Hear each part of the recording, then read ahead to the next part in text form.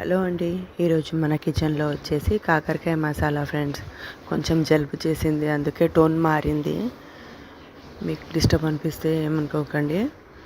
అయితే దీని గురించి మనం ఒక 1/2 kg కాకరకాయలు తీసుకొని శుభ్రంగా కడిగి కొంచెము నీళ్లు కారే పాత్రలో పెట్టుకోవాలి, కొంచెం డ్రై అవ్వడానికి. తర్వాత అప్పటి వరకు మనము మసాలాలన్నీ డ్రై రోస్ట్ చేసుకోవాలి. కొబ్బరి, నువ్వులు, గసగసాలు, ఇంకా కొంచెం నేనైతే ధనియా పౌడర్ ఉంది కాబట్టి ధనియాలు కూడా వేయించలేదు. అలాగే ఒక చిన్న సైజు కొబ్బరి కుడక, ఒక 50 గ్రామ్స్ నువ్వులు, ఒక 2 టీ స్పూన్ల గసాలు వేయించుకొని పక్కన పెట్టుకోవాలి. ఇందులో ఇంకా 2 స్పూన్ల ధనియాలు లేకపోతే ధనియాల పౌడర్ యాడ్ చేసుకోవాలి. అలాగే మనము కడిగి పెట్టుకున్న కాకరకాయలను ఒక 4-5 టేబుల్ స్పూన్ ఆయిల్ హీట్ ఎక్కిన తర్వాత అందులో వేడి ఆయిల్లో వేసి కొంచెం ఒక 2 మినిట్స్ ఫ్రై చేసిన తర్వాత మూత పెట్టేసి లో ఫ్లేమ్ మీద 10 to 15 మినిట్స్ మొత్తము ఫ్రై అయ్యే వరకు, బ్రౌన్ కలర్ వచ్చే వరకు ఫ్రై చేసుకోవాలి. అప్పటి వరకు మనము ఒక పెద్ద సైజ్ నిమ్మకాయ అంతా చింతపండు నానబెట్టి పెట్టుకోవాలి. చూడండి, కాకరకాయలు అయితే చాలా టైం పడుతుందండి. 15 మినిట్స్ 20 మినిట్స్ పడుతుంది. చాలా లో ఫ్లేమ్ మీద మూత పెట్టేసి మధ్యలో కలుపుకుంటూ ఫ్రై చేసుకోవాలి. అప్పటి వరకు అయితే చింతపండు కూడా నానింది. ఇప్పుడు మనము మసాలాలు గ్రైండ్ చేసుకోవాలి. బ్రౌన్ కలర్ వచ్చేసినాయి కదా, కొంచెం ఒక 5 మినిట్స్ చల్లారనివ్వాలి. చల్లారిన తర్వాత చూడండి, మన మసాలాలు అయితే మనము గ్రైండ్ చేసుకోవాలి. ఇందులో నేనైతే ఒక 1/2 టీ స్పూన్ జీరా పౌడరు, ఒక 2 టీ స్పూన్ల ధనియాల పౌడర్ కూడా యాడ్ చేస్తున్నానండి. మసాలాలు మెత్తగా గ్రైండ్ చేసుకున్న తర్వాత ఇందులో మనము నానబెట్టి పెట్టుకున్న చింతపండు కూడా వాటర్తో సహా వేసేసేయాలి. మనం ఇంకా కర్రీ ఉడికేటప్పుడు మనము చింతపండు రసం కూడా తీసి వేయచ్చు, కానీ నేనైతే ఈ జార్లోనే నానబెట్టి పెట్టిన మసాలాలు వేసి అందులోనే చింతపండు వేసి గ్రైండ్ చేసేసాను. చూడండి, ఇలా మెత్తబడిపోయింది. చింతపండు వాటర్తో సహా గ్రైండ్ చేసాం కదా. మసాలాలు అంతా మెత్తగా రుబ్బుకున్న తర్వాత మనం ఇందులో ఒక 1.5 teaspoon salt, 1/2 teaspoon పసుపు, ఒక 2 టీ స్పూన్ల కారము, నేనైతే 1.5 టీ స్పూనే వేసాను. ఇంకా మీకు కారం ఎక్కువ తినాలనిపిస్తే కారం ఎక్కువ వేసుకోవచ్చు.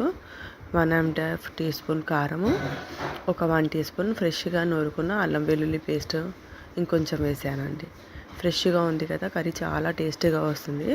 చూడండి, ఇలా మెత్తగా గ్రైండ్ చేసుకున్న తర్వాత మనము కాకరకాయలు ఇంకా ఏ విధంగా ఫ్రై అయ్యాయో చూసుకోవాలి.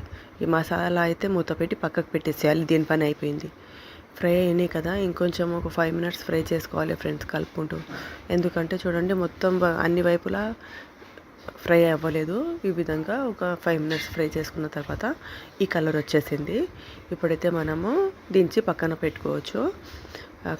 కడాయిలోనే కాకరకాయలు ఫ్రై చేసుకున్న కడాయిలోనే ఇంకా ఒక 2 టేబుల్ స్పూన్ ఆయిల్ వేసుకొని వేడెక్కిన తర్వాత మనము జార్లో రుబ్బి పెట్టుకున్న మసాలా అంతా కొద్దిగా ఇందులో వేసుకోవాలి.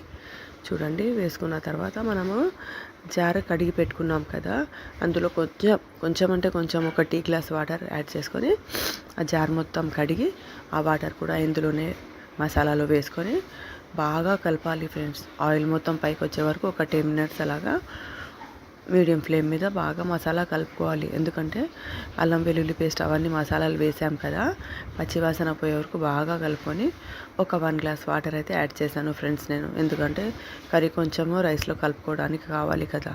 చపాతీలో అయితే గట్టిగా ఉంటే సరిపోతుంది, కానీ రైస్లో కొంచెం పలుచగా ఉంటేనే బాగుంటుంది. చూడండి, వాటర్ అయితే యాడ్ చేశాను. ఇప్పుడు మూత పెట్టేసి ఒక 10 మినిట్స్ లో ఫ్లేమ్ మీద పెట్టుకోవాలి. అప్పటి వరకు అయితే కాకరకాయలు ఒక ప్లేట్లో తీసి పెట్టుకున్నాం కదా, అవి కూడా చల్లారినాయి. కర్రీ అయితే ఆయిల్ పైకి వస్తుంది మెల్లమెల్లగా. ఇప్పుడు మనము కాకరకాయలన్నీ ఒక్కొక్కటిగా కర్రీలో వేసుకోవాలి. చూడండి, ఈ విధంగా వేసుకున్న తర్వాత మనము మూత పెట్టేసి పైన కొంచెం గరం మసాలా కూడా వేసుకోవచ్చు ఫ్రెండ్స్. నేనైతే వేయలేదు. టేస్ట్ గురించి ఇంకా టేస్ట్ రావాలంటే కొద్దిగా గరం మసాలా కూడా యాడ్ చేసుకోవచ్చు. ఇలా కాకరకాయలు నేను ఇందులో కొన్ని పచ్చిమిర్చి కూడా వేసాను ఫ్రెండ్స్. మనం మిర్చి బజ్జీ చేస్తాం కదా, అవి ఉండే పచ్చిమిర్చి ఇంట్లో, అవి కూడా ఒక 5-6 అలా వేసాను. మధ్యలో తింటుంటే చాలా అంటే చాలా టేస్టీగా ఉంటుంది పచ్చిమిర్చి కూడా. చూడండి, కాకరకాయలు వేసి మూత పెట్టేసి లో ఫ్లేమ్ మీద ఒక 10 to 15 మినిట్స్ లో ఫ్లేమ్ మీద పెట్టేసేయాలి ఫ్రెండ్స్. ఇలా ఆయిల్ మొత్తం పైకి వచ్చేసి వాసన అయితే గుమగుమలాడుతుంది. ఆయిల్ మొత్తం పైకి వచ్చేసే వరకు అలాగే మూత పెట్టి పెట్టేసేయాలి. మధ్య మధ్యలో చెక్ చేసుకుంటూ మారుతుందా అని చెక్ చేసుకుంటూ పెట్టేసేయాలి. ఈ విధంగా అయితే ఆయిల్ మొత్తం పైకి వచ్చేసి మనకు టేస్టీ కాకరకాయ మసాలా రెడీ అయిపోయింది ఫ్రెండ్స్. మీరు కూడా సేమ్ ఇదే విధంగా ట్రై చేయండి. ఇంకా కర్రీ నచ్చినట్లయితే మీరు తప్పకుండా ఛానల్కి సబ్స్క్రైబ్ చేయండి.